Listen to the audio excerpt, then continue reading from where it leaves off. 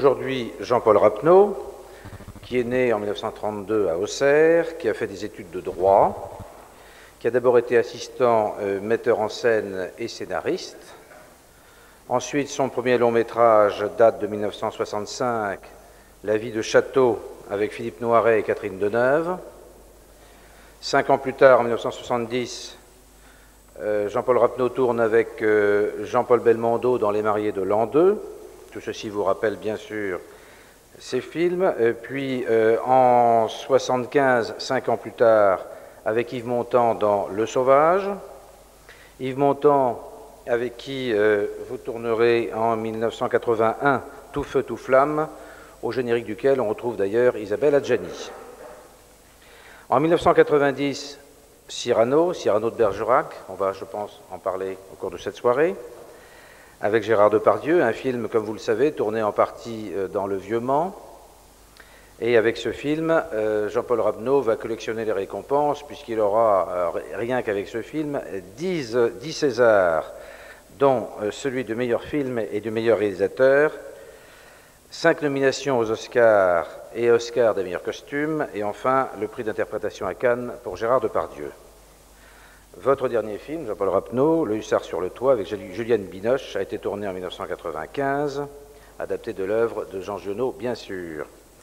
Cela fait donc, si on calcule bien, 6 films en une trentaine d'années. Est-ce que c'est moins que certains de vos confrères? Est-ce que c'est parce que vous aimez prendre votre temps ou parce que vous vous investissez énormément dans chacun des films? Peut-être aussi faites-vous autre chose? Oui, c'est sûr que je m'investis énormément et c'est surtout qu'il me faut, il me faut un certain temps après chaque film pour en sortir et pour trouver la direction de ce qui sera le film suivant.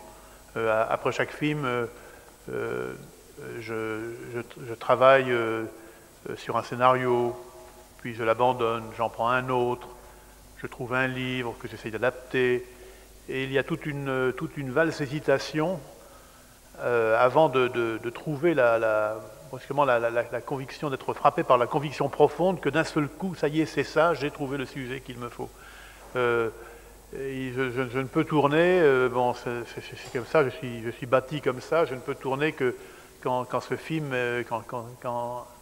un certain film est devenu pour moi une question de vie ou de mort, que je suis devenu le film vivant, qu'il faut que ce film se fasse, et que je le fais dans un état de fébrilité et à ce moment-là d'urgence. Mais ceux qui me connaissent, mes proches me disent que quand je tourne, je suis comme fou.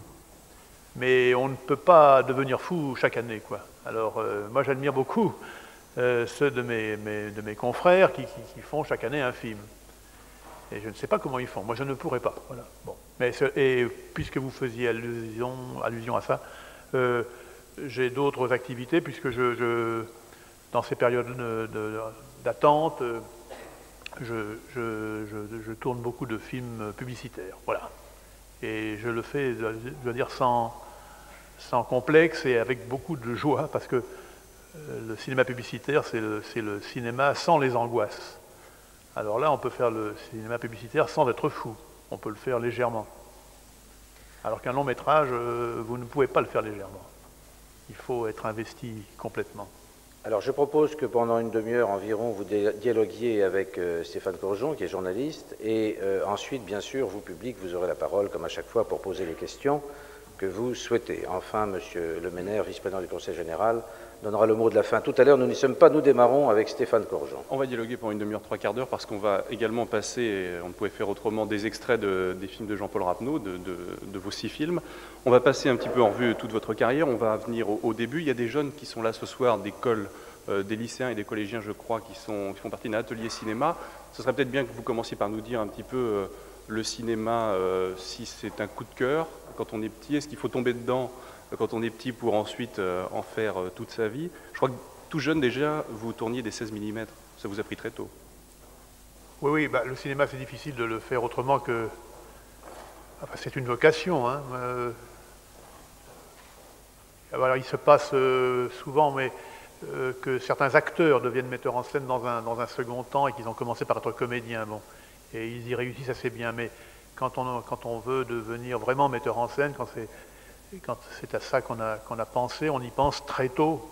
Moi, je sais que dès l'âge de 14-15 ans, j'y pensais déjà. Et j'habitais donc en Bourgogne, à Auxerre, et il y a un ciné-club qui s'est créé là, dans cette ville. C'était après la guerre, donc. Et dans ce ciné-club, j'ai vu semaine après semaine, je voyais arriver les films qui ont fait toute l'histoire du cinéma. Et c'est dans la pénombre de ce ciné-club que vraiment ma vocation s'est affirmée. Et le jour où j'ai vu dans cette petite salle du cinéma Select, c'était le nom de cette salle, j'ai vu le Citizen Kane d'Orson Welles, c'était en 1948. Là, ce soir-là, j'ai pensé que vraiment la mise en scène était l'art suprême.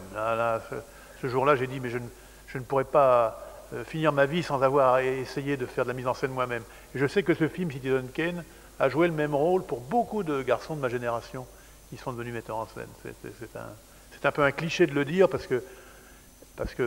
mais même aujourd'hui, je continue à penser que c'est sans doute le plus grand film jamais tourné. Vous disiez que vous aviez beaucoup vu donc Citizen Kane, mais que vous vouliez faire de la mise en scène. C'était donc votre objectif, mais vous avez d'abord commencé par l'écriture. Même si vous avez été assistant metteur en scène, je crois, de plusieurs grands metteurs en scène. Oui, enfin j'ai été assistant, mais c'est un métier que je n'aimais pas. Bizarrement, je trouve que... Vous vouliez tout contrôler, plutôt. Oui, je trouve que le métier d'assistant metteur en scène n'a finalement pas grand-chose à voir avec la mise en scène elle-même. Il faut avoir des qualités d'organisation, de stratégie, savoir oui, c'est ça, faire un plan de travail. Enfin, beaucoup de choses qui n'ont rien à voir avec ce qu'est la mise en scène, qui est pour commencer le contact avec les acteurs, quoi, et la gérance d'une matière visuelle, quoi, il y a du peintre chez le metteur en scène. Moi, c'est pour ça que j'aime tant les deux derniers films que j'ai faits, Cyrano et Le Hussard, c'est parce que là, vraiment, pour la première fois, enfin, pas pour la première fois, mais mieux qu'avant, j'ai pu libérer le peintre qui était en moi. J'avais l'impression, quand j'organisais ces déplacements, ces foules, que je changeais un chapeau remplacé par un autre, que je faisais passer du brouillard dans le fond, que je commandais aux éléments comme Dieu quand il a créé le monde. Eh bien, j'avais l'impression d'être un peintre en mouvement. Et souvent, d'ailleurs, après ces deux films, enfin, surtout après Cyrano, on m'a dit, mais de quel peintre vous êtes-vous inspiré? Et je répondais, mais d'aucun. Le peintre, c'était moi. En fait, je n'ai pas fait ces films avec des cartes postales de reproduction.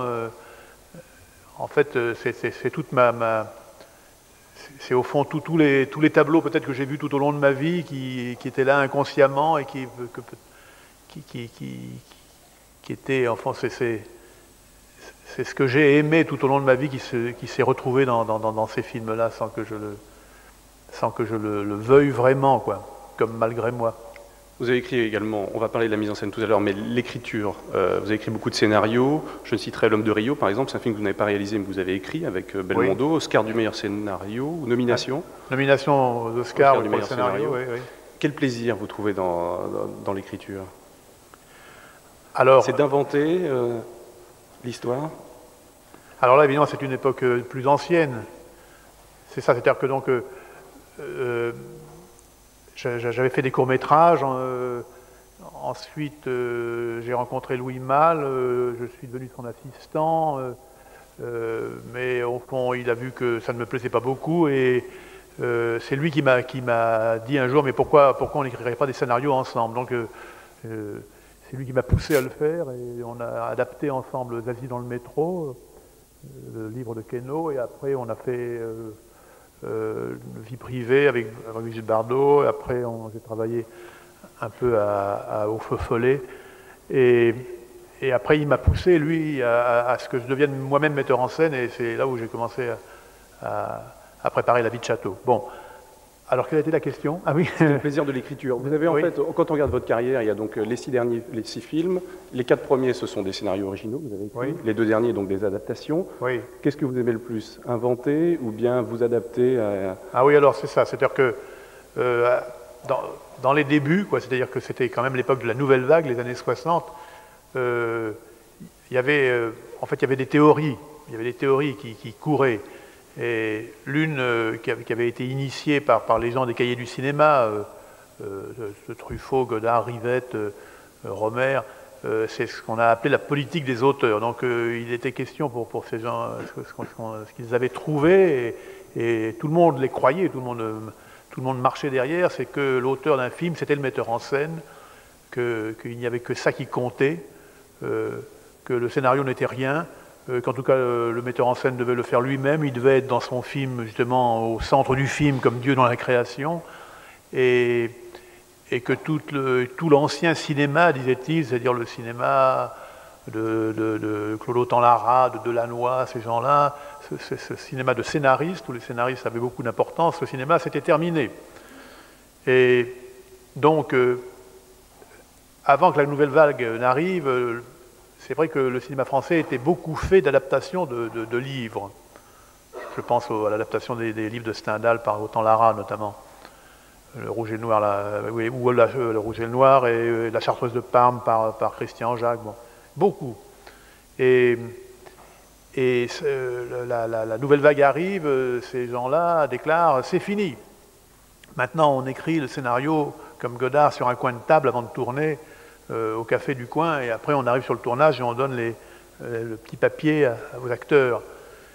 Et moi j'ai cru ça pendant un moment, donc pendant très longtemps d'ailleurs. Donc j'ai refusé toute idée d'adapter des livres.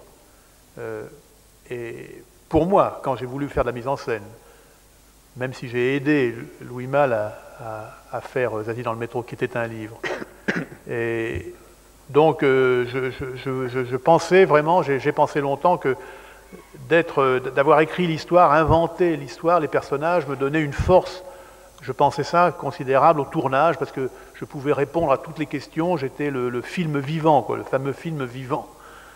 Et puis en fait, ça m'a amené donc à faire ces 4 comédies, la vie de château, Le Sauvage, et puis j'en avais, à vrai dire, après les Tout feu, tout flamme, qui est peut-être mon film que j'aime le moins. Au fond, j'en ai eu un peu marre, d'être un amuseur, J'allais dans les salles et au fond, j'entrais dans le noir de la salle comme ici et j'entendais les gens rire. Et c'est comme ça que je voyais si mon travail avait été réussi ou pas. C'était le niveau sonore de la salle. C'est pas plus facile de faire rire pourtant. Non, c'est pas ça. Mais enfin, je ne sais pas pourquoi j'avais envie de plus. Je ne savais pas comment l'exprimer, mais d'aller vers plus d'émotion, Et à ce moment-là, donc, il y a eu une période assez incertaine après Tout feu, tout flamme, où justement là, j'ai fait beaucoup de publicité, presque trop d'ailleurs. Et à un moment donné, même, je pensais que peut-être je ferais plus de films, vous voyez. J'ai traversé un moment difficile. Heureusement que vous avez changé d'avis. Oui, alors, tout à fait d'une manière imprévue, parce qu'un jour, ce qu'on appelle mon agent, voilà, celui qui s'occupe de moi, m'a appelé en disant « Écoute, il y a une étrange proposition qui nous est faite, là. Est-ce que tu serais intéressé de tourner un film d'après Cyrano de Bergerac ?» J'ai dit « Attends, mais comment, pour la télévision, tu veux dire ?» Non, un film de cinéma. Je dis « Non, c'est impossible. Écoute, c'est un truc tellement théâtral. Mais comment... mais avec qui? Ah ben non, mais avec qui tu veux? Ah bon, mais... attends, non. Alors, j'ai commencé par refuser. Non, ça c'est impossible. d'une part, je ne veux pas m'adapter d'œuvres existantes, je veux retrouver toujours ma théorie. Ensuite, ça me paraît le comble du théâtre. Et puis, comme ils ont tellement insisté, c'était Gaumont qui voulait faire le film à l'époque, parce que les droits, en fait, c'était l'année où les droits de la pièce étaient revenus, ce qu'on appelle dans le domaine public. C'est-à-dire que les droits étaient libres. Et donc, alors, ils ont insisté. J'ai dit, je ne vous réponds pas oui, je vais me pencher un peu pour voir s'il y a une possibilité d'adaptation, et puis je vous répondrai dans 2 mois. Et alors, j'ai commencé à refeuilleter cette pièce qui avait été une pièce, une de mes pièces favorites, peut-être la pièce que je préférais le plus quand j'étais enfant. Et puis, en entrant dans la pièce, petit à petit, j'entre dans les détails, là, mais c'est ce qu'il faut faire. On parlera de Cyrano peut-être tout à l'heure. Oui, si d'accord, oui. Non. Je vais vous faire revenir un peu en arrière. Oui, alors, vous voyez, si vous permettez. Et puis on parlera tout à l'heure de l'adaptation de Cyrano et de la façon dont vous l'avez écrite et de la difficulté de mettre en scène une pièce de théâtre et d'écrire et d'adapter avec des vers. On va revenir à la vie de château, si vous voulez bien. Je fais quand même une conclusion sur ce que je viens de faire. Alors allez-y. C'est que je n'aurais jamais pensé, encore quelques mois avant cela, que je tournerais un jour Cyrano de Bergerac. Mais en tout cas, ce que j'espérais est arrivé, quoi. C'est qu'au fond, là, je me suis confronté à des grandes émotions, des grands sentiments, un sentiment du destin, une sorte d'opéra parlé, comme je disais. Et moi qui allais dans les salles pour entendre les gens rire, là, j'entrais dans les salles pour Cyrano, un silence total, la lumière se rallumait, je voyais des gens en larmes. Donc c'était un changement capital pour moi. Alors on reviendra à Cyrano tout à l'heure. Bon. On va revenir à la vie de château maintenant. On va voir un extrait, premier extrait de la soirée, de la vie de château, donc en 65 avec Catherine Deneuve et Philippe Noiret. Vous nous pardonnerez la mauvaise qualité. À quel moment on arrêtera parce que... Oui, vous nous direz quand on arrête.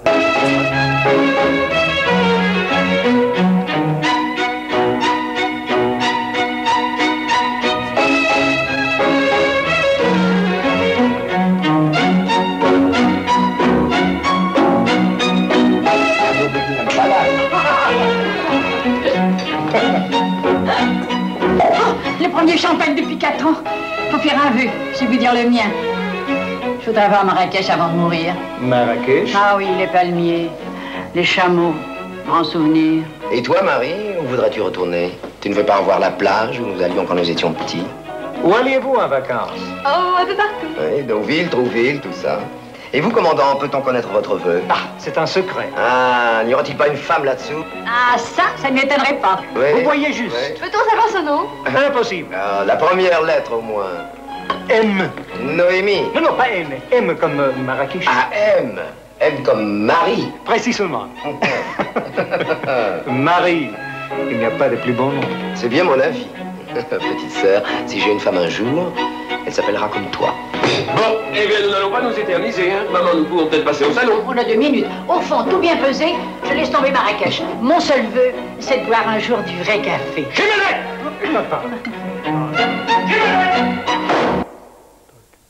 Évidemment, la qualité ne vaut pas le cinéma, le 35 mm. Alors, ce film-là, c'est un peu dramatique pour vous, parce que vous avez écrit un film au départ triste, et finalement, tout le monde a rigolé.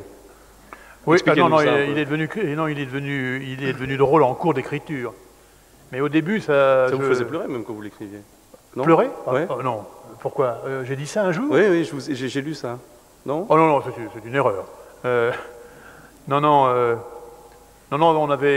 J'ai écrit ça. Enfin, on a trouvé l'histoire avec Alain Cavalier, qui est metteur en scène aussi, donc, et qui est un grand ami. Mais on voulait pas effectivement parler de cette époque de la libération, enfin de l'année 44 qu'on avait vécu l'un et l'autre à la campagne, enfant, avec des histoires de maquis, de maquisards dans la forêt d'à côté. Mais enfin, c'était effectivement une sorte de drame de la résistance.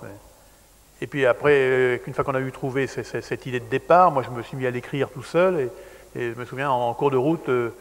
Au bout de quelques temps, j'appelais Alain Cavalier en lui disant « Écoute, je suis très inquiet parce que je n'arrête pas de trouver des gags Alors il me dit, ah bon, mais écoute, pourquoi pas? Et alors, et puis quelques temps après, mais écoute, si tu les trouves marquelés, bon, on verra. Et puis quelques temps après, je lui dis, écoute, c'est en train de déraper, je suis en train de faire une comédie. Eh ben, il dit, tant mieux, écoute, on n'y peut rien, c'était peut-être pour ça que c'était fait.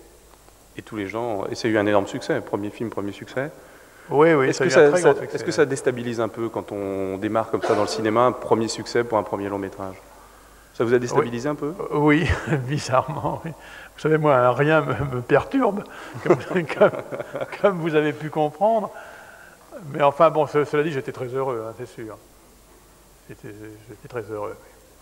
Là, on va passer maintenant au Marié de l'an 2, c'est une assez grosse production, avec donc Jean-Paul Belmondo et Marlène Jomère en 1970.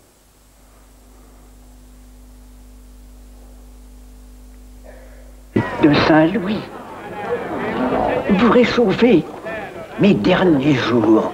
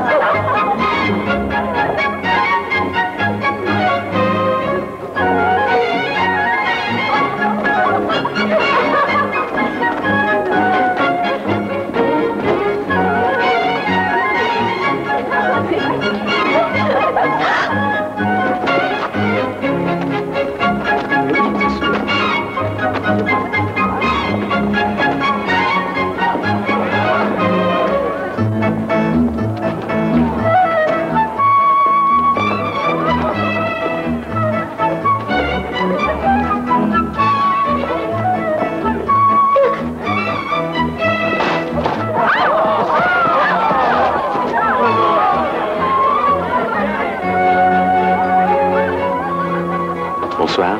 Ils savent qui tu es? Pas encore. Ne dis rien, je t'en supplie.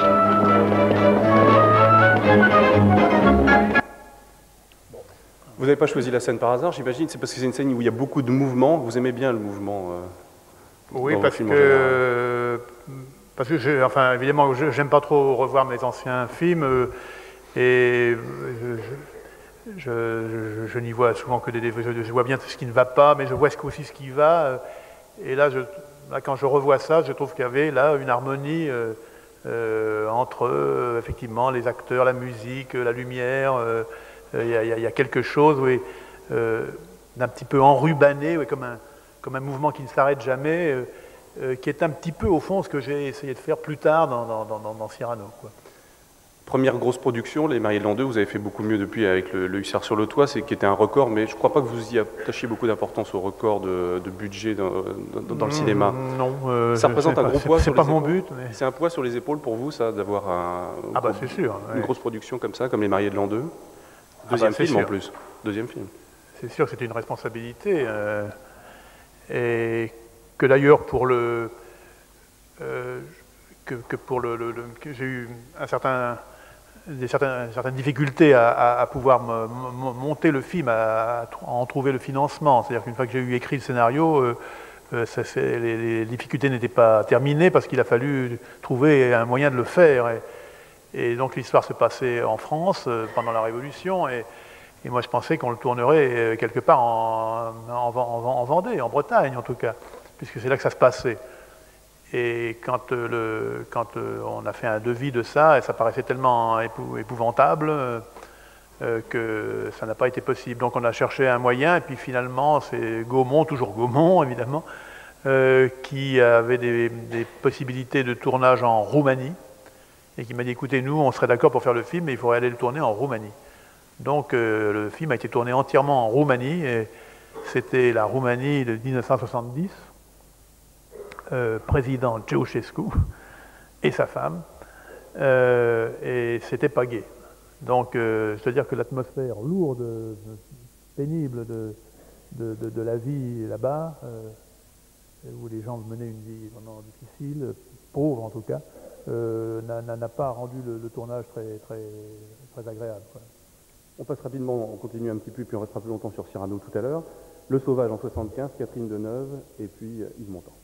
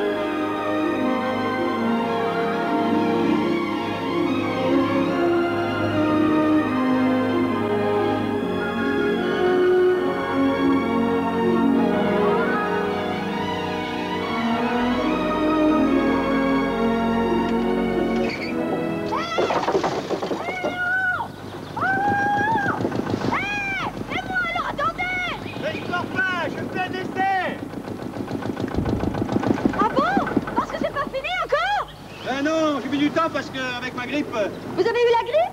Oui, la semaine dernière, mais c'est fini maintenant. Tenez, vous voulez m'attraper ça? Dites-moi, je suis passé vous voir mercredi, vous n'étiez pas là. À quelle heure? Ben, vers les 4 ou 5 heures. Ah, ben c'était marée basse. C'était allé pêcher dans les cailloux, là-bas de l'autre côté. Ah, enfin, vous avez trouvé ma bouteille? Quelle bouteille? Ben, le du Saint-Georges que j'avais laissé sur la table. Ah oui, merci. Bon, alors on part quand? Moi, je ne sais pas, quand on veut. Eh ben maintenant, pourquoi pas? Je vais chercher mes affaires. Mais attendez, il faut quand même pas...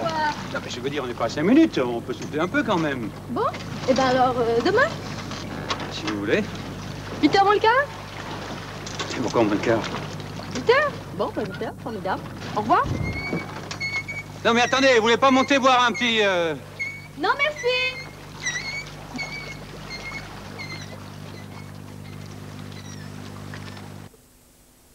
Là, c'est plus agréable que la Roumanie comme tournage. Ah oui, ce sont les Bahamas, donc ça va. Alors, Depardieu, Deneuve, Montand, Adjani, comment est-ce qu'on fait pour convaincre des acteurs de cette stature? Est-ce que, bon, le scénario, bien sûr, et puis la relation importante peut-être avec eux, c'est primordial pour les convaincre? Ah non, c'est le scénario qui compte avant tout. Alors, après, évidemment, votre personnalité compte. Mais eux, ils lisent, hein, c'est pour ça que ça compte tellement, ce scénario. Ils lisent et ils voient le personnage. Et ils voient ils devinent tout de suite ce qu'ils peuvent en faire ou ce qu'ils ne pourront pas faire. Donc ils acceptent, ils refusent en fonction de ça. Et je sais que dans Le Sauvage, par exemple, Montand a beaucoup hésité, il n'avait pas confiance. Il pensait que... En vérité, c'est parce que j'avais aussi... avant lui, été voir d'autres acteurs, et il était jaloux, rétrospectivement, que j'ai pu penser à d'autres avant lui.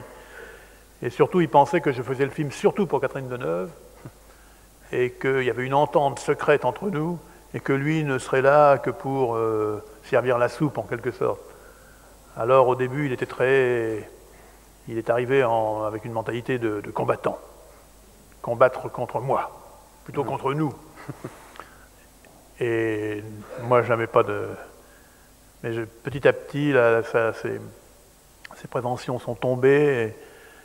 Et en fait, à la fin du film, il a regretté de toutes ces bagarres, parce qu'on s'est battus comme des fous. Enfin, pas physiquement, mais vraiment, il discutait surtout. Mais à la fin, il a dit que nous devons une revanche éclatante. Ah bon? Il voulait dire, bon, nous referons un film un jour. Et c'est arrivé. Et c'est arrivé, oui. 81, Tout feu, tout flamme, Yves Montand et Isabelle Adjani. Isabelle Adjani, oui. On lui a attaqué. Qu'est-ce que je fais? Je dépose une plainte? Ah, une demande en référé? Auprès de quel tribunal? Et si j'appelais directement le procureur de la République? Non, tu cherches quoi, là? Tu veux que j'aille en prison? C'est ça. Tu permets que je t'explique? Bon. Tu sais ce que c'est, ce casino? Tu sais ce que ça représente? Quand le propriétaire est mort, tout le monde a voulu le racheter. La terre entière. Sa femme n'a jamais voulu le vendre. Il n'y a que moi qui suis arrivé à la convaincre. Ah oui, comment? Eh bien, j'ai su lui parler, c'est tout. C'est une vieille dame, mais très sensible. Très artiste. Oui, je vois. Alors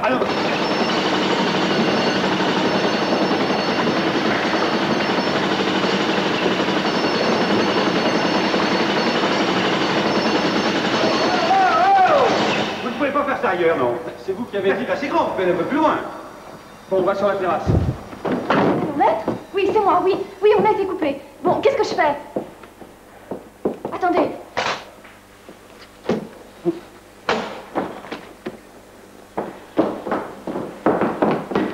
Lâche-moi! Non, viens, je veux que tu vois. Regarde, la frontière passe là, au milieu du lac. En face, c'est la Suisse. Et en Suisse, il n'y a pas de casino. Alors, quand ils voudront jouer, ils viendront jouer chez nous. Tout l'argent du monde est là-bas. Tu comprends maintenant? Et tu voudrais que je laisse passer une affaire pareille? Ah non, ma chérie, non. Un jour, vous me direz merci. Vous partez, mademoiselle? Oui, mais je vais revenir. Vous savez où est la gendarmerie? Non, alors... Bon, je trouverai. Victor! La laisse pas faire, elle va chercher les gendarmes! Où est-elle? Pauline!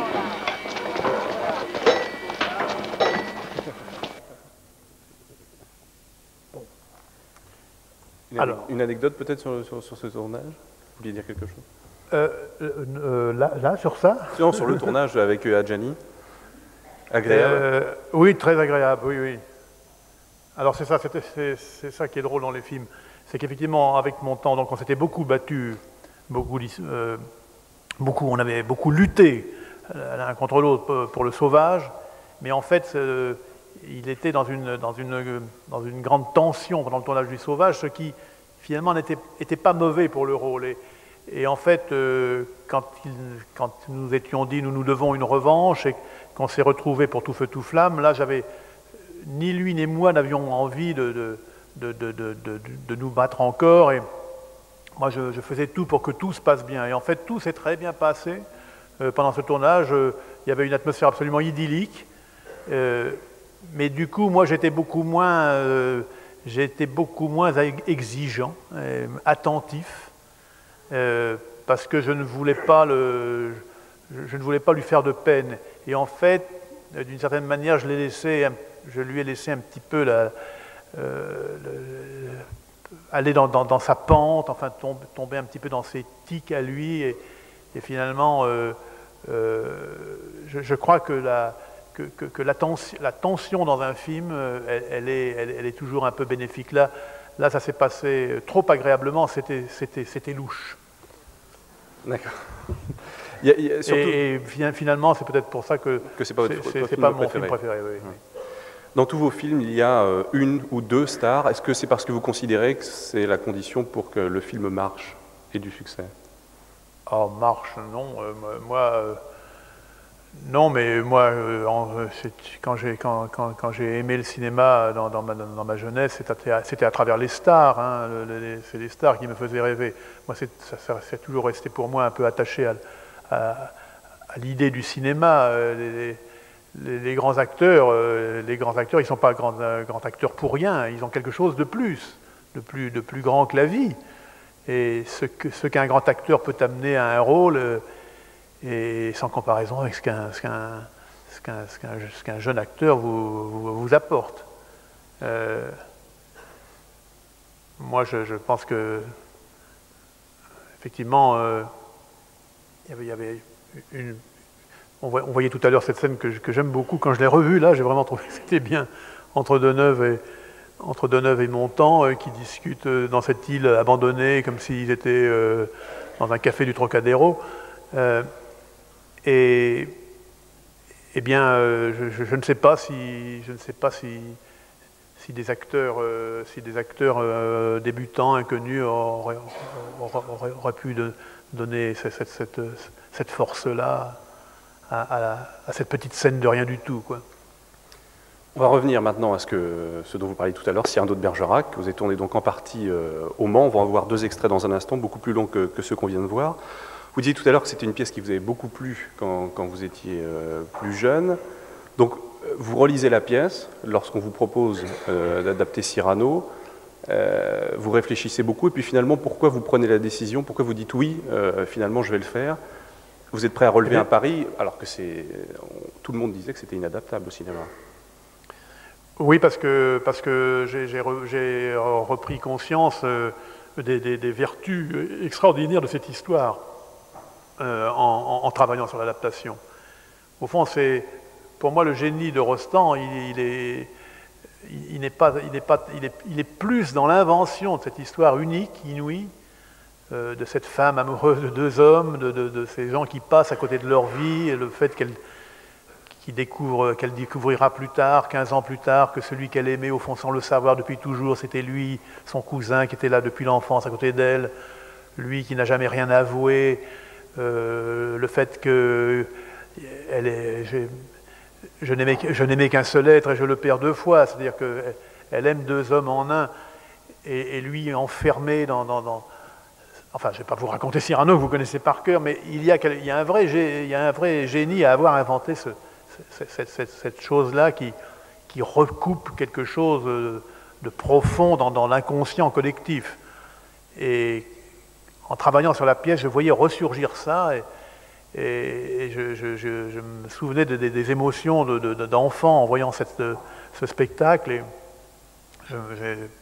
plus ça allait, plus je pensais que vraiment je pouvais tenter l'aventure, quoi.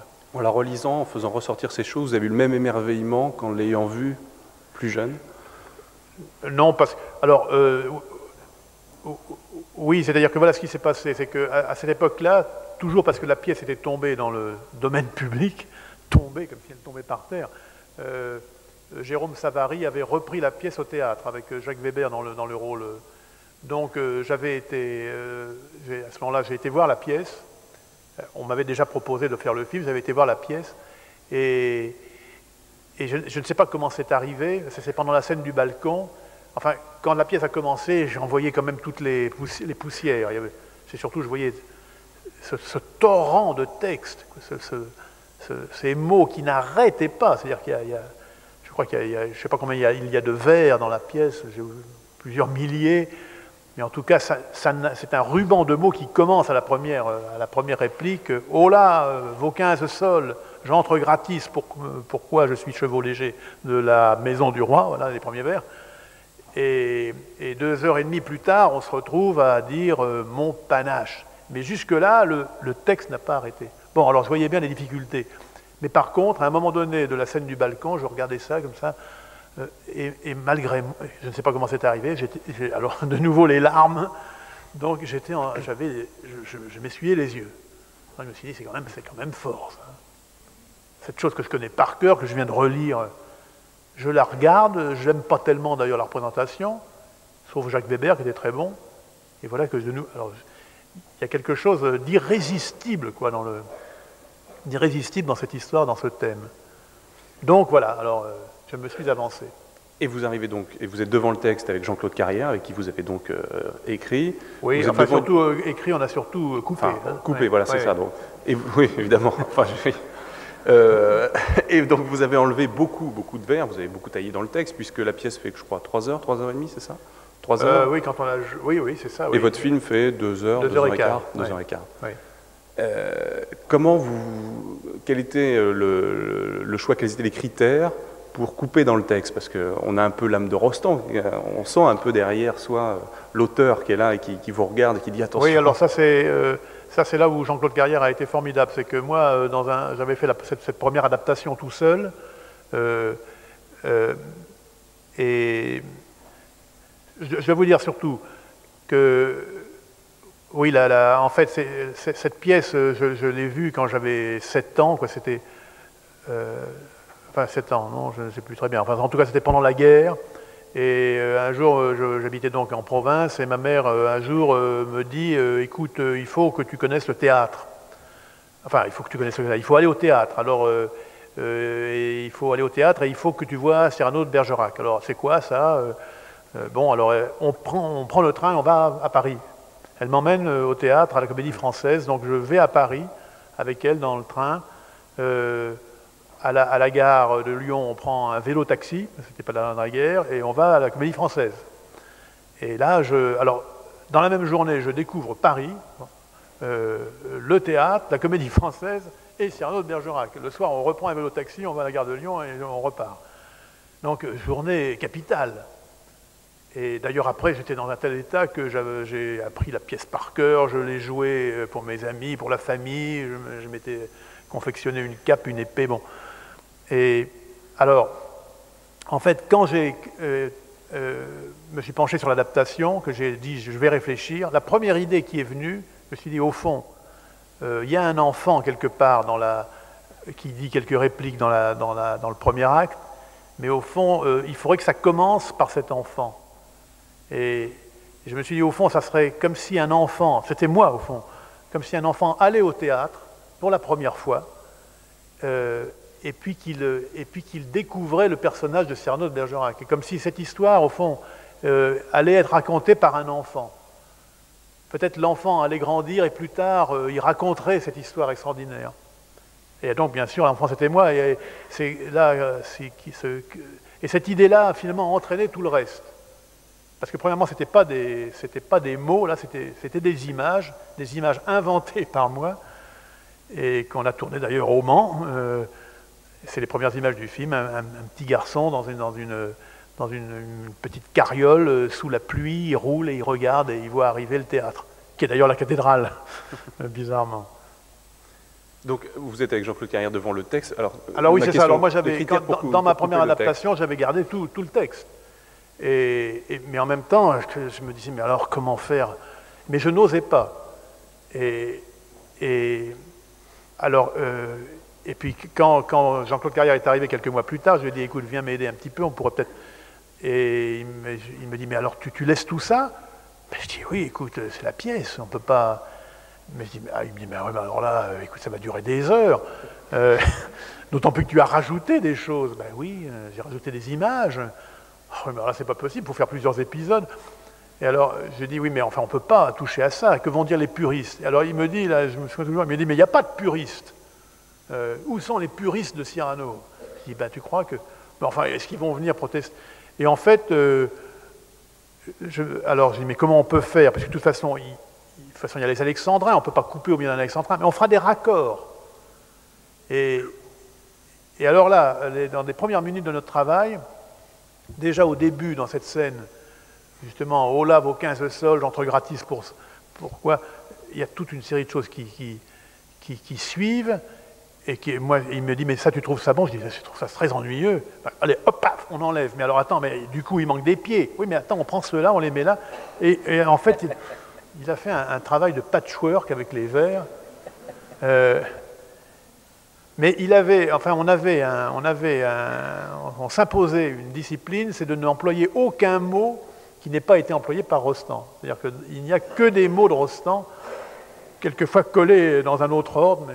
Donc c'est une collaboration Rostand, Rappeneau, Carrière. Carrière, oui.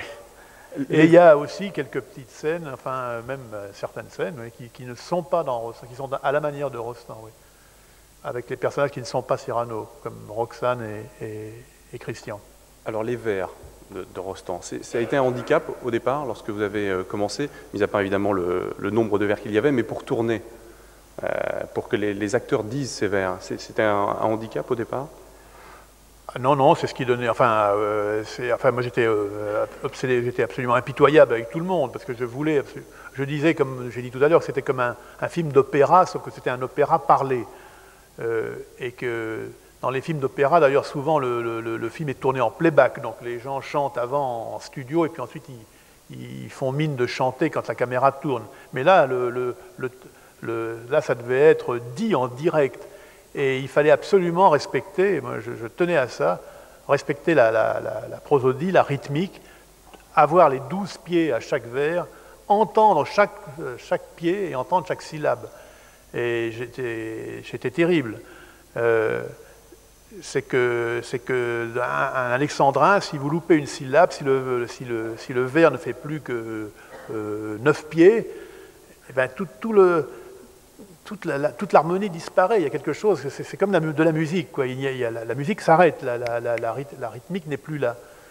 Donc on a répété pendant un mois avant le tournage autour d'une grande table et on a répété jusqu'à ce que cette rythmique-là soit bien entrée dans la tête de tout le monde. Alors j'ai lu que dans une interview, vous avez eu un gros souci au départ dans le film, et les acteurs ont eu plutôt un gros souci, c'est qu'ils avaient du mal à contrôler les répliques. C'est-à-dire qu'il fallait contrôler le débit et le mouvement. Ah oui, c'est ça. C'est-à-dire que, effectivement, comme moi, ce que je voulais, c'était que, pour échapper au statisme de la pièce, parce qu'en fait, dans la pièce, quand je l'ai vue, et quand j'ai vu certains films ou certaines télévisions qui avaient été tournées d'après la pièce, je voyais bien que pour dire ce texte, enfin le texte qui est la plupart du temps celui de Cyrano, puisque c'est une sorte de one-man show, on peut dire, la pièce, qui avait d'ailleurs été écrite pour un acteur, Coquelin, on lui a rajouté sans cesse, il en voulait toujours plus. Mais enfin, pour dire ce texte-là, en fait, ça a amené les acteurs, la plupart du temps, à être au milieu de la scène et à balancer leur tirade. Et puis tous les figurants autour sont là et écoutent ce que dit l'acteur en regardant mentalement leur montre. Mais moi, je voulais, pour échapper à ça, je voulais qu'il y ait un mouvement perpétuel. Alors, ce texte-là, lu autour d'une table, comme on avait pu faire dans les répétitions, ça allait très bien, on entendait... Mais quand ce même texte, il fallait le dire en courant à travers la foule... En se battant. Comment ? En se battant. En se battant, ouais. Et comme tout à l'heure, je crois qu'on va voir le duel. Mais c'était pas ça encore même le plus compliqué, mais c'est surtout dans la bousculade, quoi. Et alors là le texte leur échappait, il se mettait à dire les vers à toute vitesse, on n'entendait même plus, on n'entendait plus les fameuses syllabes, quoi, et les fameux E muets, oui. Alors vous parlez du mouvement perpétuel dans le film, eh bien on va en voir une illustration tout de suite avec le premier extrait de Cyrano, un extrait relativement long, mais qui est donc la scène du duel devant la cathédrale. Va le faire, mais laissez donc. Ces grands airs arrogants. Un haut bureau qui n'a même pas de gants. Qui sort son ruban, son bouffette, son ganse. Moi, c'est moralement que j'ai mes élégances. Je ne sortirai pas avec par négligence un affront pas très bien lavé, la conscience jaune encore de sommeil dans le coin de son œil, un honneur chiffonné, des scrupules en deuil, mais je marche sans rien sur moi qui ne reluise, en panaché d'indépendance et de franchise. Il suffit! Je n'ai pas de gants, la belle affaire. Il m'en restait un seul, d'une très vieille paire, lequel m'était d'ailleurs encore fort importun. Je l'ai laissé dans la figure de quelqu'un. Maraud, faquin, butor de pieds plats ridicule. Ah, et moi, Cyrano Savinien, Hercule de Bergerac. Aïe! Qu'est-ce encore qu'il dit? Il faut la remuer, car elle s'engourdit. Ce que c'est que de la laisser inoccupée. Aïe! Qu'avez-vous? J'ai des fourmis dans mon épée. Soit. Elle aime ce bruit presque passionnément. Poète? Oui, monsieur poète. Et tellement qu'en ferraillant, je vais, hop, à l'improvisade, vous composer une ballade. Une ballade? Et vous touchez, monsieur, au dernier vers. Non. Non? Ballade du duel. Quand l'hôtel Bourguignon, monsieur de Bergerac eut avec un bel ivre. Qu'est-ce que c'est que ça, s'il vous plaît? C'est le titre. Non, taisez-vous! S'il vous plaît! Pas de bruit! Attendez! Je choisis mes rimes. Là, j'y suis. Je jette avec grâce mon feutre. Je fais lentement l'abandon du grand manteau qui me calfeutre. Et je tire mon espadon.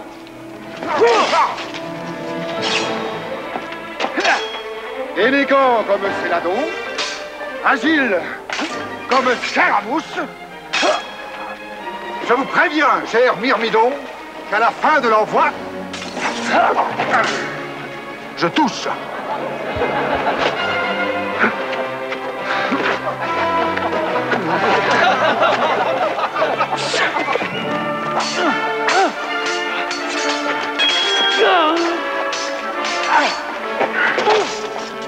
Vous auriez bien dû rester neutre. Où vais-je vous larder, dindon? Dans le flanc, sous votre maheutre, au cœur, sous votre bleu cordon. Les coquilles teintes. Ding dong. Ma pointe voltige une mouche. Décidément, c'est au bedon qu'à la fin de l'envoi, je touche. Il me manque une rime en neutre. On paye plus blanc qu'un bidon, c'est pour me fournir le mot pleutre. Tac, je pare la pointe, donc vous espériez me faire don.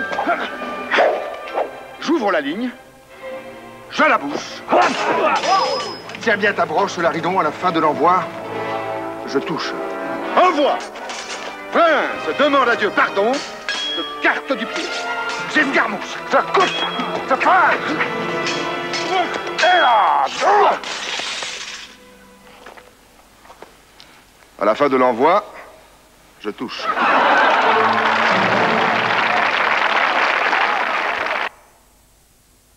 Ça, c'est une scène, j'imagine, extrêmement minutée. Une scène comme celle-là, en préparation. Ah oui, oui. Ça, enfin, évidemment, c'est découpé, c'est storyboardé, même, c'est dessiné. Et ensuite, évidemment, c'est répété avec le maître d'armes, qui est un maître d'armes anglais qui s'appelait Bill Hobbs. Enfin, oui, c'est pas n'importe quoi, là. Le pari, évidemment, c'était de ne pas faire une pièce filmée, mais alors là, on voit que vous avez totalement réussi votre pari. Oui, enfin, j'espère, oui. Enfin, en tout cas, par exemple, cette scène-là, dans la pièce, elle se passe à l'intérieur du théâtre, mais comme là, il avait déjà été... Enfin, il y a 20 minutes à l'intérieur du théâtre, et j'avais vraiment envie de sortir dehors, et cette place de la cathédrale s'y prêtait vraiment, oui. Il y a un peu des airs d'opéra dans ce film, vous en parliez tout à l'heure, et la musique a une importance considérable dans Cyrano. Oui, Jean-Claude Petit, qui a joué ce jeu-là, le jeu opératique. Est-ce que quand vous revoyez Cyrano, vous avez dit que vous avez beaucoup pleuré en voyant la pièce, est-ce que quand vous voyez votre film, vous êtes encore ému par moments sur certaines scènes? Ah, quand je revois rarement. Comme j'ai dit, j'aime pas trop revoir mes films. Mais c'est sûr que, à la fin, la fin, quoi. La fin, il y a toujours quelque chose d'un peu, comme j'ai dit, irrésistible. Enfin, pas jusqu'à pleurer quand même. Pour moi, ce que je préfère, la réplique que je préfère, enfin qui m'émeut le plus dans le film, c'est tout à la fin. Bon, vous voulez montrer la fin justement là, non? On va voir la toute dernière partie, mais allez-y, allez-y. Eh bien, c'est ça. Alors, peut-être on va le voir, je ne sais pas, mais quand il est à la fin, il lit la lettre donc qu'il avait écrite bien des années auparavant, et elle entend sa voix, elle comprend que c'était lui qui avait écrit cette lettre et non pas Christian. Alors là, elle le regarde, il y a un moment de silence, et puis elle attend un peu, et elle, en le regardant, c'est là où elle comprend tout, que tout bascule dans sa tête. Elle se dit, mais au fond, c'est lui que j'aimais. Et elle dit simplement, c'était vous. Et la manière dont Anne Brochet dit, c'était vous, c'est très simple, ce sont des mots très simples, mais elle dit ça, et encore aujourd'hui, on va voir si ça me fait des méfaits. Malheureusement, je suis désolé, c'est pas ce passage-là, c'est juste après, après, je suis désolé. Alors bon. C'est juste après donc que Anne Brochet, Roxane est découverte, donc, qui était donc Cyrano, et que c'était lui donc, qui écrivait les lettres.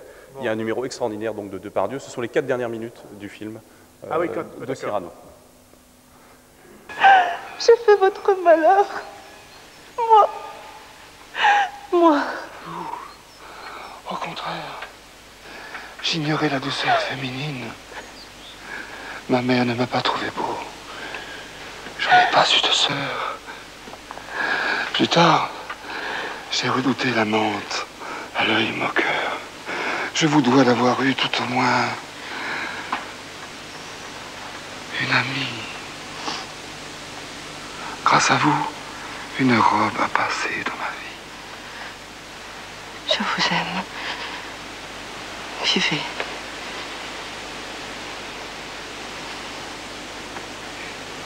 Il est trop tard, cousine.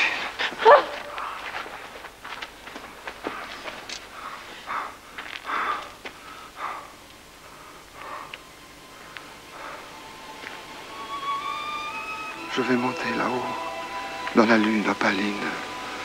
Plus d'une âme que j'aime y doit être exilée.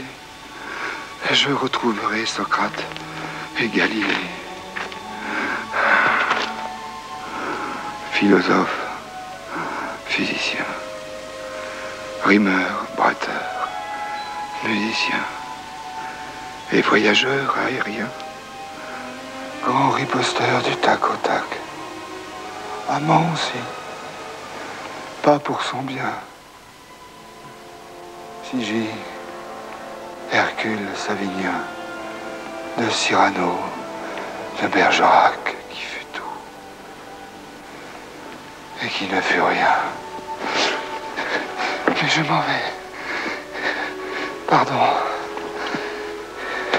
Je ne peux faire attendre. Vous voyez, le rayon de lune vient me prendre. Ne me soutenez pas, non. Rien. Rien que les arbres. Elle vient. Je me sens déjà botté de marbre, ganté de plomb. Oh. Mais puisqu'elle est en chemin, j'irai à sa rencontre. Et l'épée à la main. Que dites-vous? C'est inutile. Je le sais. Mais on ne se bat pas dans l'espoir du succès, non, non. C'est bien plus beau lorsque c'est inutile. Qu'est-ce que c'est que tout cela? Vous êtes 1000. Ah, je vous reconnais. Tous mes vieux ennemis. Le mensonge, les lâchetés, les compromis. Je sais bien qu'à la fin, vous me mettrez à bas, n'importe. Je me bats, je me bats, je me bats. Oh, oui, vous m'arrachez tout. Le laurier et la rose, arrachés. Il y a malgré vous quelque chose que j'emporte. Ce soir, quand j'entrerai chez Dieu, mon salut balayera largement le seuil bleu. Quelque chose que sans un pli, sans une tache, j'emporte malgré vous. Et c'est...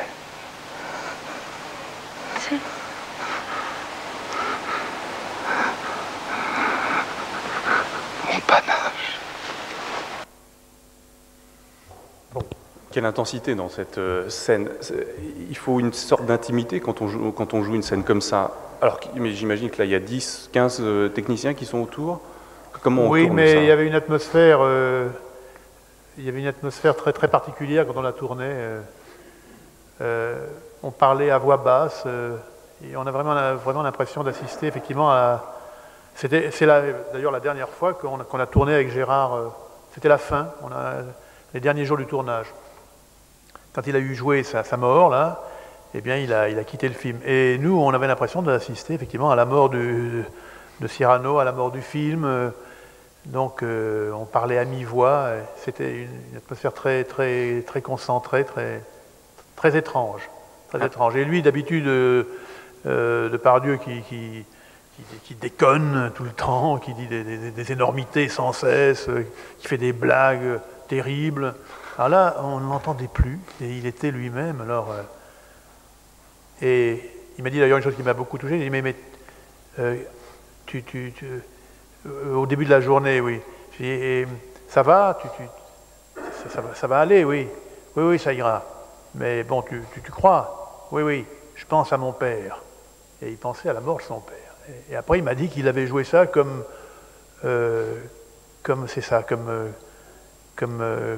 son père était mort. Oui. Qui, paraît-il, jusqu'à la fin, disait « Je vois des fils ». C'est ce qu'il m'a dit ce jour-là. Mon père disait sans cesse « Je vois des fils ».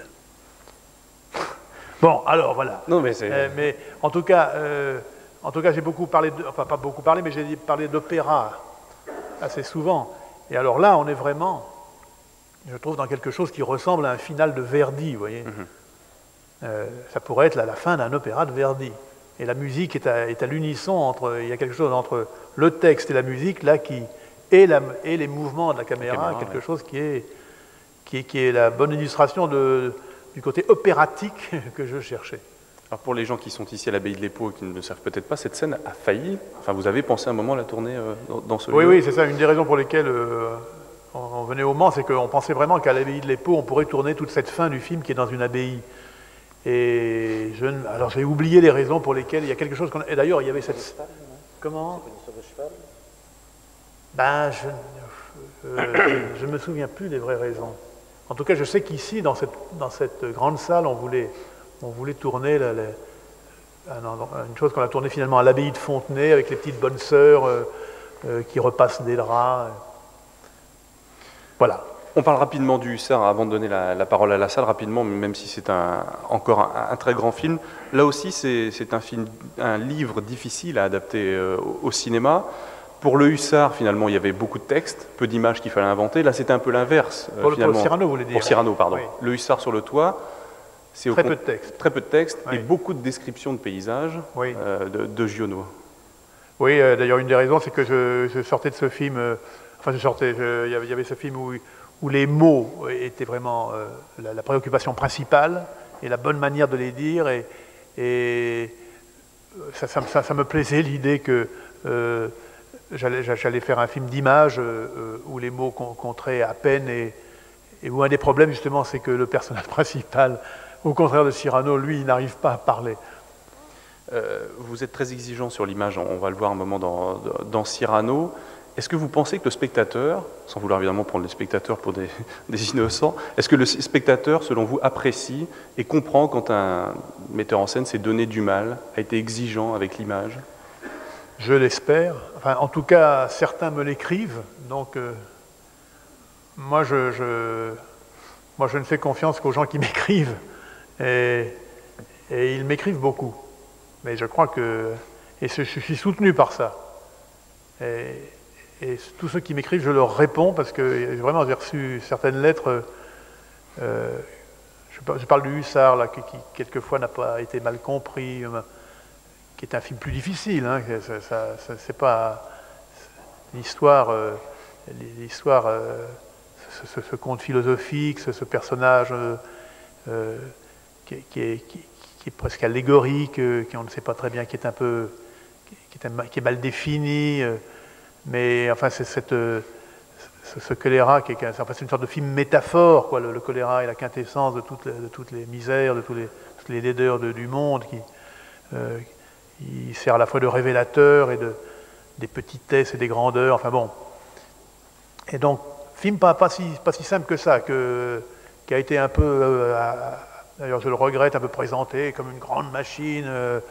Du fait du budget notamment. Bah oui, du fait du budget, un peu comme un grand film d'aventure, une sorte de western, mais c'est pas du tout ça. C'est une histoire, c'est ça qui faisait la grandeur du projet pour moi. Et je me suis dit, bon, grâce à Cyrano, je vais pouvoir réaliser ce rêve-là. Mais c'est une histoire très petite, très minimale, un amour qui ne se déclare même pas, et tout ça dans une grande catastrophe, une grande fresque. Alors il y avait le contraste entre les sentiments si petits, cette histoire de porcelaine dans ce grand charroi d'exode. Voilà, c'est ça qui m'a plu dans l'aventure. Mais c'était une vraie aventure. Alors, quelle était la question? Je ne me souviens plus. Ah oui, l'image. L'image, oui, ça. Oui. L'exigence. Oh, bah, j'espère quand même, c'est pas... Enfin, où les gens sont aveugles, alors, dans ce cas-là. Non, ils voient bien. On voit un extrait du Hussard. Oui. La rencontre entre Olivier Martinez et François Cluzet, le médecin qui vient soigner dans un village les personnes qui sont malades du choléra. Allongez-vous. Allongez-vous. C'est moi qui vous prends. Allongez-vous, je vous dis. Vos jambes. Vous avez froid aux jambes? Mes jambes vont très bien, foutez-moi la paix. Restez tranquille. Regardez-moi, vous êtes tout blanc. Montrez-moi votre œil. Vous sentez si je vous pince? Mais arrêtez! Buvez ça. Qu'est-ce que c'est? N'ayez pas peur, je suis médecin. Allez, buvez. Allez-y, franchement. Je viens de bouquer avec ça depuis 3 jours. Vous étiez là, dans le village? Oui. Il y a des malades? Non, des morts, il y a des morts partout. Vous les avez touchés? Touchés? Non, j'ai voulu les... Restez là. Bougez pas. Occupez-vous des chevaux, je vais voir. Mais, puisque je vous dis qu'ils sont tous morts. Il y en a qui se cachent. À la Baume, j'en ai trouvé un dans un pigeonnier. C'est partout pareil. Mais quoi, qu'est-ce qui est pareil? Qu'est-ce qui s'est passé? C'est le choléra, mon vieux, le morbus asiatique. Vous tombez de la lune ou quoi? Le plus beau débarquement de choléra qu'on ait jamais vu.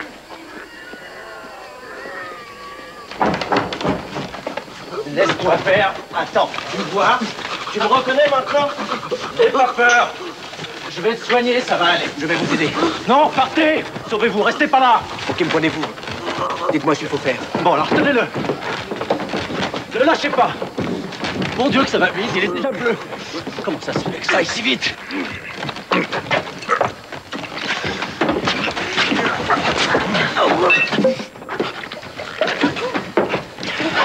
Faut frictionner, il n'y a que ça. Frictionner pour repousser la cyanose. Tenez-le bien là.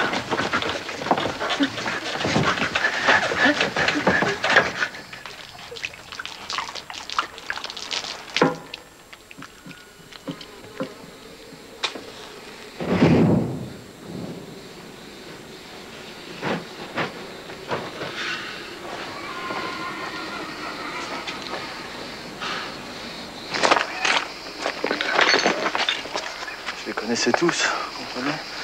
C'est ma vallée. L'hiver, l'été, je suis sur les routes. Ils sont tous en train de me claquer entre les doigts.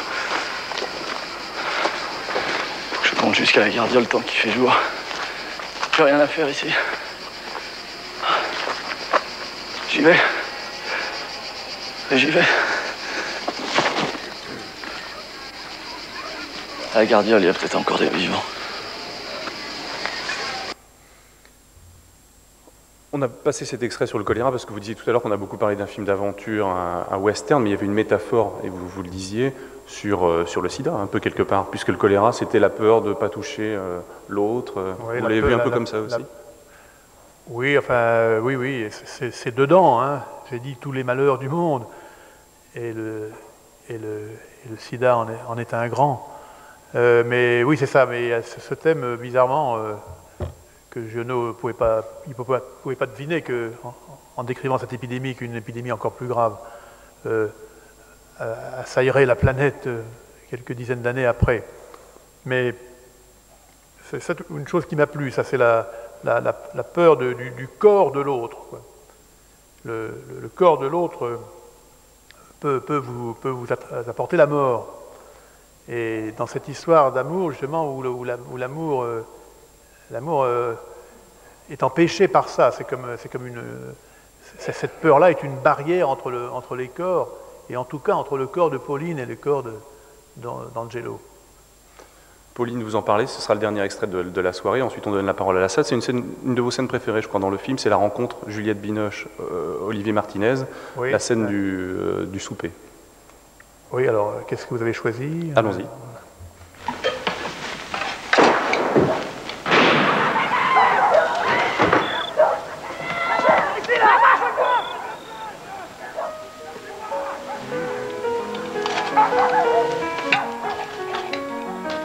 Vous ne pouvez pas rester ici, dans cette ville. Vous êtes seule et en plus vous ouvrez votre porte à des inconnus. Vous êtes très imprudente. Vous trouvez? Je ne vous ai pas ouvert, vous êtes tombé du ciel.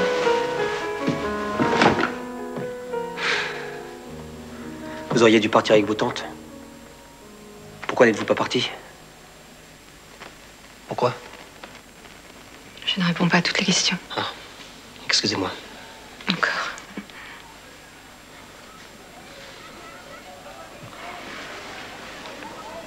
Vous êtes toujours comme ça, aussi cérémonieux? Vous trouvez ça ridicule? Non. Au contraire, c'est très rassurant de rencontrer quelqu'un comme vous, dans les circonstances où nous sommes. J'aimerais féliciter la personne qui vous a élevé. C'est votre mère? Oui. Quel âge avez-vous? 25 ans. Tant que ça? Bon. Écoutez, je ne vais pas vous déranger plus longtemps. Qu'est-ce que vous faites? Merci pour le thé, pour le pain. Au revoir, madame. Non, mais attendez, qu'est-ce que j'ai dit? J'ai un grave défaut. Je n'aime pas qu'on se moque de moi. Je me moque pas de vous, pas du tout. Ou alors c'est malgré moi. Vous êtes vraiment très susceptible. Très. Ne partez pas, je vous en prie. Restez encore un peu. Moi aussi, j'ai peur. Vous le cachez bien. Merci. Voilà cette scène donc. Dernière question, 4 comédies, 2 films qui le sont beaucoup moins. Est-ce que ça veut dire que vous avez changé entre les comédies et puis Cyrano et Le Hussard sur le toit? Moi? Ouais. Bah oui, comme tout le monde. Enfin, j'espère. Oui, on évolue. Est-ce que ça correspond à un changement Bah oui. Pourquoi vous avez voulu changer de genre et ne pas revenir à la comédie? Qu'est-ce que vous nous préparez finalement? Peut-être une autre comédie encore? Mais dans 5 ans, parce qu'au rythme où vous tournez, ça ne sera pas avant l'an 2000 sans doute. Non, je vais essayer d'aller plus vite. Non, mais je travaille là sur... mais je préfère ne pas en parler parce que ce sont les débuts de cette nouvelle aventure. Adaptation, scénario original? Oui, ce sont deux livres que j'essaie de... mais des livres peu connus que j'essaie de mêler. Voilà. Et dans un genre qui... Alors, on va voir si je vais jusqu'au bout de cette aventure-là. Dans un genre auquel je ne me suis pas frotté jusqu'à présent. Autre chose. D'accord. Autre chose. On verra. Bien, vous pouvez poser des questions. Je ne sais pas si on éclaire un peu la salle. Voilà qui est fait. Il y a des micros qui sont à votre disposition. Vous levez la main, on gagne un petit peu de temps. Et si avant d'avoir le micro, une fois que vous l'avez, vous vous levez pour qu'on vous voit un peu mieux. Alors, qui lève la main? Est-ce qu'on peut éclairer un petit peu la salle, s'il vous plaît? C'est très mystérieux, je ne vois personne. Si, vous êtes là? je vous promets, il y a du monde. Voulez-vous qu'on crie, comme à les émissions de télévision? Non. Alors, première question. Il y a des jeunes de l'atelier cinéma qui sont là, ils ont peut-être des questions à poser. Oui, la première est toujours... Allez, allons-y, là.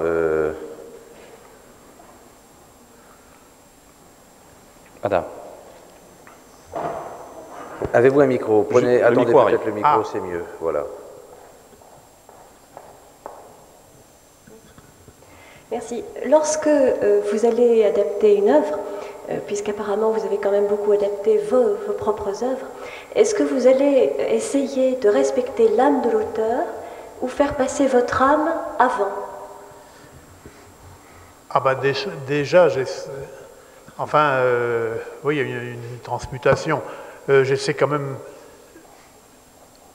Enfin, j'essaie quand même déjà de bien comprendre ce qu'il a... Enfin, en l'occurrence, là, il y a deux œuvres qui m'ont toujours énormément plu, quoi. C'est-à-dire, c'est comme j'ai dit, Cyrano dans l'enfance et Le Hussard qui était mon livre de chevet quand j'avais 20 ans. Donc, c'est pas pour rien, quoi. C'est-à-dire que ces deux œuvres m'ont fait quelque chose à une certaine époque de ma vie. Donc, c'est bien que j'ai dû ressentir, il y avait une correspondance entre l'auteur et moi, et je n'avais pas à me forcer beaucoup pour comprendre ce que Rostand avait voulu faire et les émotions qu'il avait ressenties lui-même, ou les émotions de Giono en écrivant Le Hussard. Donc, mais c'est vrai qu'à travers leurs émotions à eux, je faisais passer les miennes, c'est sûr, quoi. Et il y a un moment donné, d'ailleurs, des tournages, dans les deux tournages, on peut pas tourner un film avec le livre sous la caméra. Donc il faut savoir à un moment donné fermer le livre. Et c'est vrai que pendant le tournage de Cyrano, pendant le tournage du Hussard, ben, j'avais un peu oublié les auteurs. J'y ai beaucoup pensé quand je faisais l'adaptation, mais après, c'était devenu mon film. Je ne pensais plus à eux. C'est-à-dire que dans un film, il faut qu'il y ait un père, quoi, le père du film. Et je ne pouvais pas tourner en me disant qu'il y avait un grand-père qui était en train de me surveiller, qui regardait ce que je faisais. J'ai d'ailleurs dit ça à la fille de Jean Giono, qui est maintenant devenue une amie. C'est certain que si son père avait été vivant, était encore vivant, je n'aurais pas tourné le film, quoi. D'ailleurs, ça n'est pas pour rien non plus, je n'ai pas tourné à Manosque, alors que une grande partie du film se passe à Manosque. Il a d'ailleurs été écrit à Manosque, le livre. Mais quand on m'a proposé d'aller voir à Manosque repérer, j'ai dit non, je ne veux pas aller à Manosque. Et sourdement, inconsciemment, c'est parce que je ne voulais pas aller de Manosque, le territoire de Giono. Et moi, je préférais être libre à ce moment-là, quoi. Sinon, ça m'aurait mis mal à l'aise. Voilà. Et autre question? Comment vous êtes sur un tournage? Est-ce que vous êtes un metteur en scène plutôt directif ou est-ce que vous laissez les acteurs un peu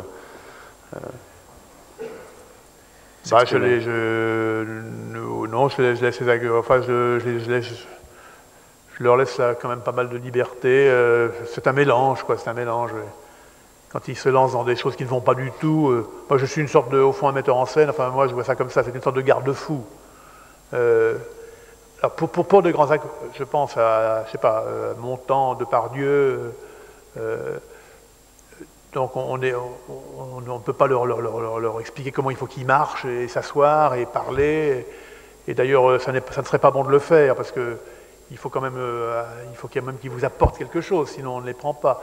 Par contre, c'est sûr que quand on est avec de jeunes acteurs, quand on était avec Vincent Pérez dans Cyrano, Anne Brochet, et encore Anne Brochet, elle y avait beaucoup pensé avant, mais je pense à Vincent Pérez ou à Olivier Martinez, bah, il fallait que je m'en mêle quand même beaucoup. Hein. Trop d'ailleurs, à mon avis. Donc c'est plus facile avec des stars. Ben, vous parliez tout à l'heure de vos relations avec Montand. Oui. Avec toutes ces stars, donc les relations, enfin Stéphane Courgeon vous en parlait, les relations, quel est le mot? C'est une sorte de complicité de... Ah oui, il faut une complicité, oui, oui. C'est pour ça que c'est si pénible, genre je parlais d'expérience du sauvage, c'est si pénible quand vous avez un acteur contre vous, parce que ça c'est vraiment, il faut quand même essayer d'éviter ça. Mais quand vous n'êtes pas d'accord, ils l'acceptent? C'est-à-dire ce dialogue entre ce qu'ils jouent, ce que vous souhaitez? Oui, alors c'est-à-dire qu'en fait les acteurs sont des gens hypersensibles et qui captent, enfin qui captent les ondes. Donc souvent ça ne passe même pas par les mots, quoi. Moi je dois dire que quand un film, pendant un tournage, je suis derrière près de la caméra et je ne me contrôle pas, mais je vis véritablement, je ne suis pas le seul à le faire dans les metteurs en scène, je vis véritablement la scène qui se passe devant moi. Je marmonne les répliques, je bouge avec les acteurs, et ils le sentent. En jouant, je parlais l'autre jour avec Pierre Arditi, qui a joué dans Le Hussard sur le toit, et alors il a une imitation de moi très bonne. Il m'imite en train de... Et alors il me disait, et puis quand je te voyais donner un petit coup de rein, alors hop, j'accélérais le débit, parce qu'il comme un cheval il voyait que je m'impatientais, donc lui il accélérait un peu le débit. Mais en fait... Et vous allez jouer la scène aussi? Vous allez quelquefois devant la caméra? Non, j'évite de le faire. C'est derrière, oui, vous mimez, oui. Oui, pendant le tournage, oui. Mais et eux le sentent comme avec un œil qu'ils ont derrière la tête, quoi. Bien, allez-y, des questions. Mais pas forcément des questions, hein, si je ne veux pas obliger nos amis à les poser. Sinon, des questions concernant Le Mans, le tournage de Cyrano au Mans. Est-ce que certains d'entre vous ont vu quelques scènes tournées ici au Mans? Les mains ne se lèvent pas plus. Ah ben voilà, vous pouvez peut-être nous dire un peu comment vous avez vu les coulisses du tournage. Oui, le micro arrive. Non mais... oui. Je ne pense pas qu'elle était dans le film. Non, elle a vu les coulisses, elle a vu le tournage de loin peut-être, non? C'était interview public le tournage? Ah non. Oui, enfin, tout d'abord, c'était une expérience incroyable parce que le tournage, le bretteur Depardieu, il était à l'extérieur de la cathédrale, mais l'intérieur, vous ne l'avez pas tourné au Mans, ça a été tourné c'est un autre endroit. Oui, à Budapest, oui. Voilà, donc c'est ça qui est étonnant, c'est tout le montage. L'aspect montage, extérieur au Mans, l'intérieur Bulgarie, c'est l'aspect magique. En Hongrie, oui. Oui, mais moi ça me plaît beaucoup, ça, de mélanger les lieux et de créer dans le film une sorte de géographie imaginaire. Et c'est sûr qu'effectivement, là on le voit, on ne l'a pas vu tout à l'heure, mais il est dans le studio de Budapest et il va vers la porte, il pousse la porte et la porte qui s'ouvre, il sort sur le parvis de la cathédrale. Je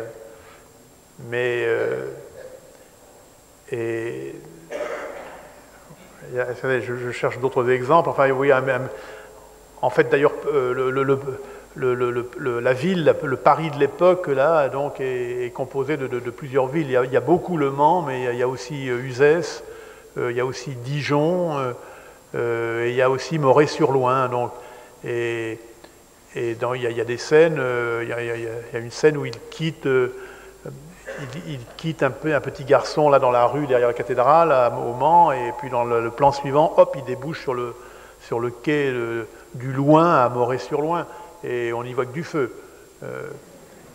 Mais de même que le Sauvage, on me demande souvent, mais où est cette île du Sauvage? En fait, elle n'existe pas vraiment. C'est un mélange des Bahamas, d'un coin du Venezuela, de Port-Cros, et aussi d'un lieu qui est près du parc de Saint-Cloud à Paris, où il y a un grand potager, où on a construit le potager du film. Donc, mais c'est une des joies du cinéma, ça, de pouvoir créer des lieux imaginaires, quoi. Le montage, tout ça se fait au montage. Par exemple, Cyrano, Le Hussard sur le toit, c'est combien d'heures tournées, et combien, enfin à l'arrivée 2 heures, 2 heures et quart? Au départ, vous tournez beaucoup? Non, non, c'est-à-dire que ce sont, comme je vous ai dit, des films très préparés, très écrits, très construits et très dessinés même.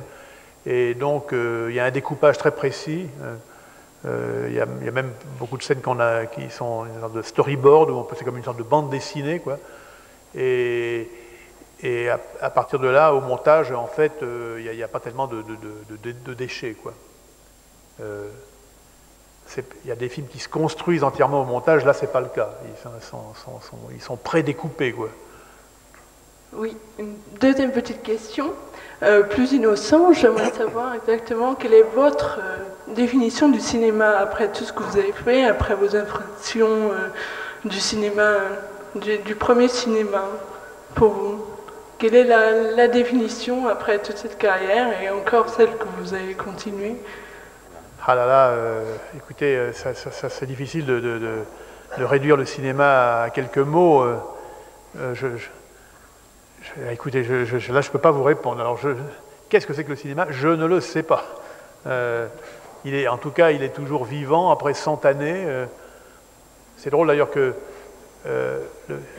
Cyrano a été écrit il y a 100 ans, le cinéma a été inventé il y a 100 ans. D'ailleurs, je pense que Edmond Rostand, s'il avait connu le cinéma, il aurait plutôt fait un film qu'une pièce. Je pense que c'est comme s'il aspirait à... C'est un tel scénario, cette pièce, que peut-être que le cinéma aurait été inventé plus tôt, ça serait devenu un film plus tôt. Non, le cinéma, écoutez, je ne sais pas. Il est tellement multiple, tellement divers. Alain Cavalier, mon ami metteur en scène dont je parlais, avec qui j'ai fait le scénario de David Château, il vient de faire un film qui s'appelle La Rencontre, qu'il a tourné en vidéo, mais dont il a tiré des copies. Alors c'est uniquement des natures mortes. C'est un verre, une bouteille, un coquillage, une fleur. Et puis on entend sa voix, il commande ce qui... Et donc vraiment un cinéma minimaliste. Et pourtant c'est du cinéma. Et moi, je suis parti pendant 6 mois en Provence, en parcourant tout le midi de la France. Et c'est du cinéma aussi, donc il est multiple le cinéma. Ça peut être un gros plan d'une personne comme la Jeanne d'Arc de Falconetti, mise en scène par Dreyer, ou un gros plan de Falconetti pendant 1 heure. Et ça peut être Autant n'emporte le vent. C'est pas réductible. Très bien. S'il n'y a pas d'autres questions, alors ça y est, c'est au moment. Voilà, c'est parfait. 3 questions. Bon, allons-y. Alors on commence par monsieur devant, 3e rang. 2 questions après, ça sera peut-être d'ailleurs les dernières. Allez-y. Bien, je suis monsieur Paz, ancien professeur. Je vais vous poser 2 questions redoutables. Oh là. Parce que j'ai bien analysé votre exposé qui était merveilleux, mais vous avez quand même dit 2 choses. Premièrement, il y a de très peu de grands auteurs et il y en a très peu par siècle. Il faut aller chercher, au fond Rostand, il faut aller chercher Giono, mais ça ne fait pas beaucoup par siècle, quand on réfléchit. Deuxièmement, il faut de très grands acteurs pour faire passer la sensibilité auprès des spectateurs, auprès des auditeurs. Alors ma question est la suivante. Tout compte fait, est-ce que faire du cinéma de grand art n'est pas redoutable parce qu'il faut trouver justement les sujets qui vont pouvoir passer? Et deuxièmement, ma deuxième question, ça sera pour vous, est-ce que vous allez vous attaquer aux deux monstres de la littérature française, Rabelais d'un côté et Molière de l'autre? Oh là là. Non, réponse non. Non mais, parce que je ne vois... Oui, non, mais je ne voudrais pas, devenir le bibliothécaire du cinéma français. Donc, non, il y a quand même des auteurs auxquels il ne faut pas toucher, quoi. Mais j'ai pas dit qu'il y avait très peu de grands auteurs, hein, non? Enfin, vous voulez dire dans le siècle, là? Ah oui, d'accord, oui. Mais enfin, par exemple, c'est sûr que...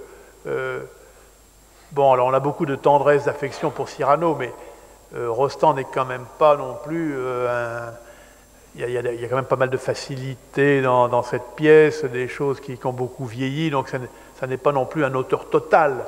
Et peut-être que... je dis ça, et le Hussard sur le toit n'est pas non plus le livre, un chef-d'œuvre absolu.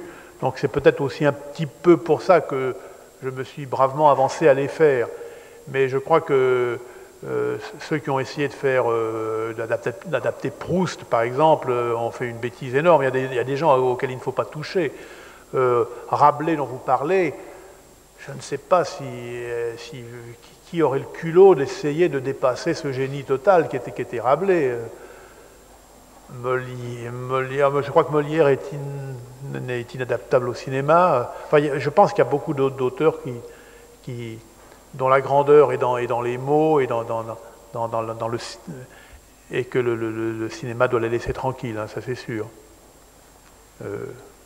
Voilà, je ne sais pas si c'est une bonne réponse. Enfin, c'en est une tentative.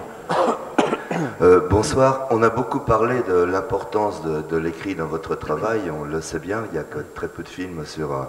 je me rappelle, j'étais très jeune, l'âge de mes élèves, quand j'ai vu donc, La Vue de Château, donc ça remonte à loin. Qu'est-ce que je veux dire? Je revoyais des extraits ce soir de vos films, et notamment deux extraits m'ont particulièrement frappé. L'extrait du Sauvage d'une part, et l'extrait de Cyrano de Bergerac d'autre part, la séquence du duel. Et j'ai eu la chance de vous voir tourner cette séquence précisément dans le Vieux-Mans. Alors la question que je vais vous poser, c'est quand on voit ces séquences qui sont vraiment votre marque, on voit une mécanique extrêmement bien huilée, c'est ça qui vraiment frappe. Donc je voulais savoir comment se passe chez vous la visualisation, c'est-à-dire comment vous faites votre découpage, comment vous prévoyez, comment dire tel plan, tel gros plan, tel plan d'ensemble, tel travelling. Par exemple, on voit dans le duel, par exemple, des travelling faits à la main, d'autres sur rail. Bon, oui. Comment ça se fait tout ça? Écoutez, alors ça se fait, il y a un moment qui est pour moi capital, c'est celui où je fais le découpage.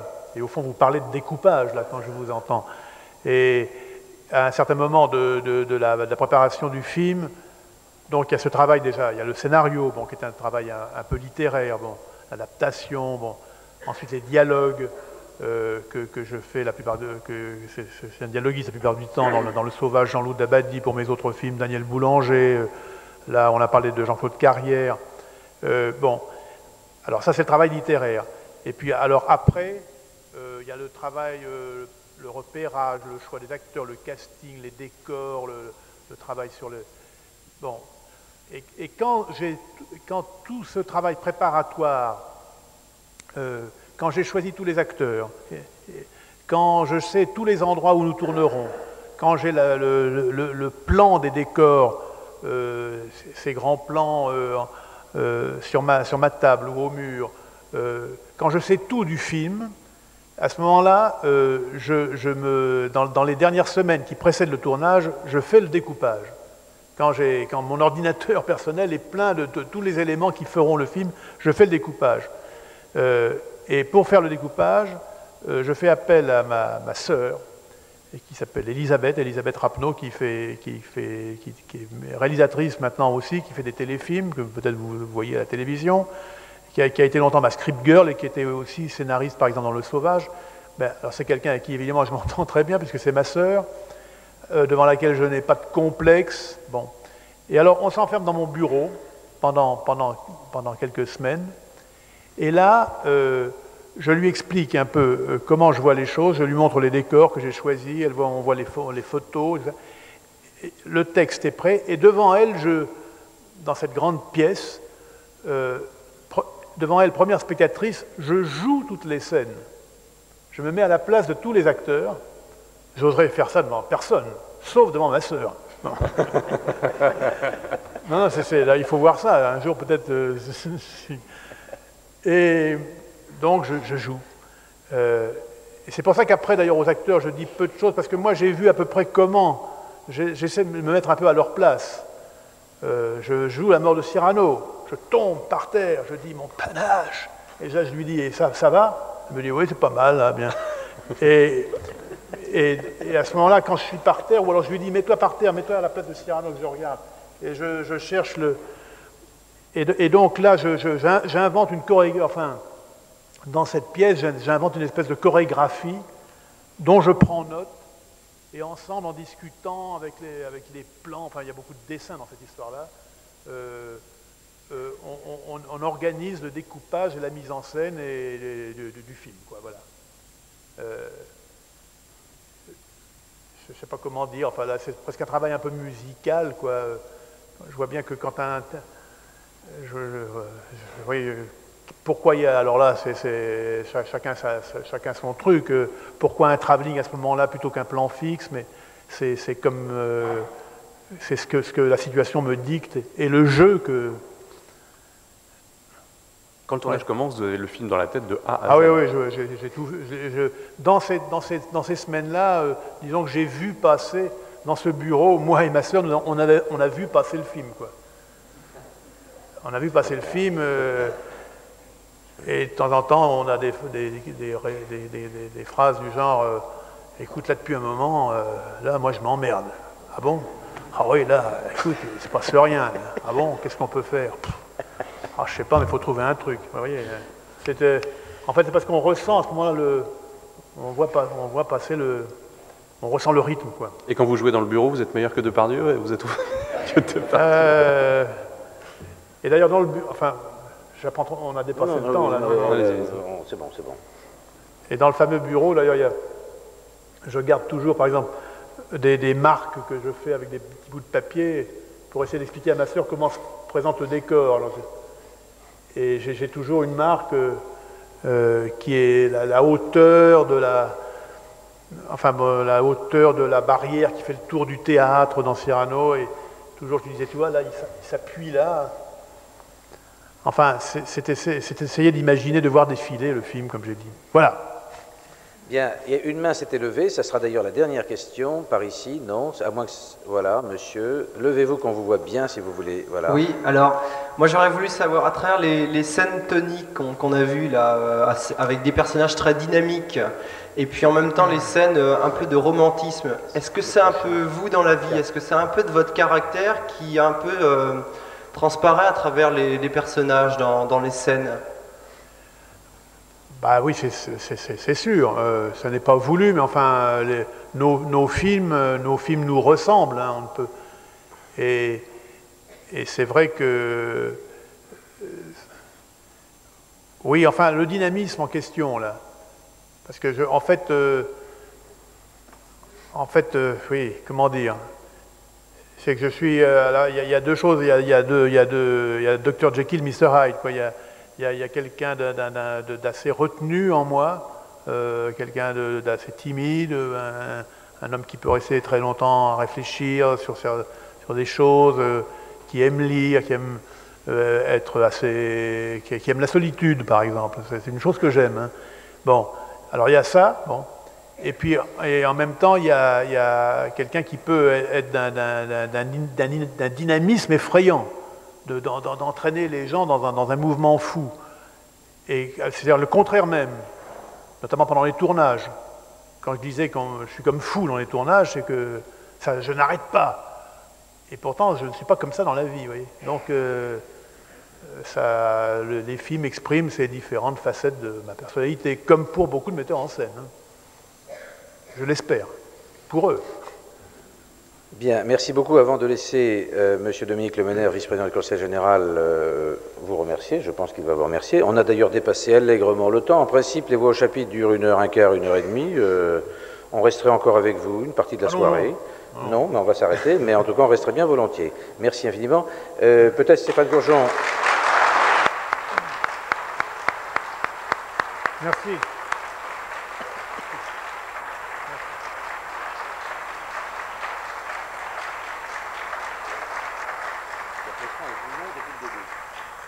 Merci beaucoup. Après le cinéma, ça sera le théâtre. La prochaine voix au chapitre a lieu le 24 février. L'invité sera Jean Piat. Ah ben, un interprète de Cyrano. Voilà, la transition est faite. Vous aurez la possibilité, juste après le mot de M. Lemenaire, de vous procurer des cassettes et de les faire dédicacer. Le Hussard et Cyrano de Bergerac. Le Hussard et Cyrano de Bergerac. Tout ça là-bas? Oui. Monsieur Lemenaire.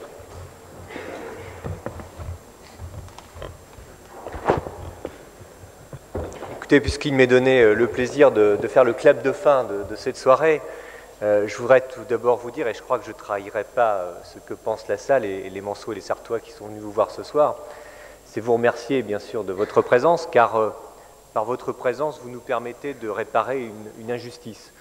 L'injustice, c'est sans doute le manque de satisfaction qu'ont certains spectateurs de ne pas connaître les metteurs en scène qui ont réalisé les films qu'ils aiment. Et si beaucoup d'entre vous, beaucoup d'entre nous connaissons les titres de vos films, les ont vus et à chaque évocation de ces titres se rappelle une scène que vous avez composée, ils n'avaient pas le bonheur, je le suis sûr, pour la plupart de vous connaître. Et je voulais, au nom de tous ceux qui sont réunis ce soir ici, vous en remercier. Puis la deuxième raison qui me semble aussi intéressante, c'est qu'on a parlé tout à l'heure au début de cette soirée de l'exception culturelle française. Je sais que vous y êtes attaché, je sais que le cinéma français est quelque chose qui vous apporte beaucoup.